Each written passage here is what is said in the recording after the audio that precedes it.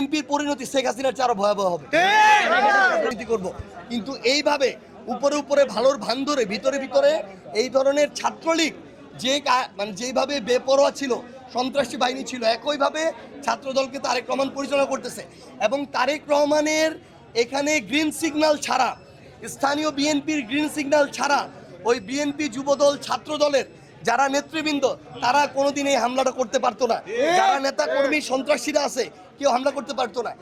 আমরা ওই প্রোগ্রাম শেষ করে 5 মাইল বাজারের ওখানে দুপুরে খাওয়ার জায়গা ছিল, ওইখানে গেছি, রড নিয়ে আসছে, চাপাতি নিয়ে আসছে, আমাদের কাছে ভিডিও পর্যন্ত আছে। বিএনপির ওই সন্ত্রাসীরা রড চাপাতি দিয়ে আমাদের গাড়িতে মারছে। আমাদের এই যে দেখেন, এরা এখন চোখ চায়।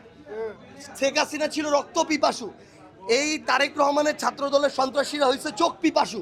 একটার চোখ হবিগঞ্জে তুলে নিছে, আরেকটার চোখ তুলে নেওয়ার জন্য এই যে এখানে চোখ দিয়ে চোখে বাড়ি মারছে। খাইতে গেছি পর্যন্ত আমরা ওইখানে খাইতে গেছি, ওই জায়গায় পর্যন্ত তারা আমাদেরকে নামতে দেয় নাই।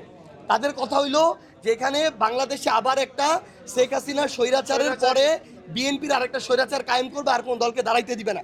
এটা যদি হয় বিএনপির পরিণতি শেখ হাসিনার চেয়ে আরো ভয়াবহ হবে।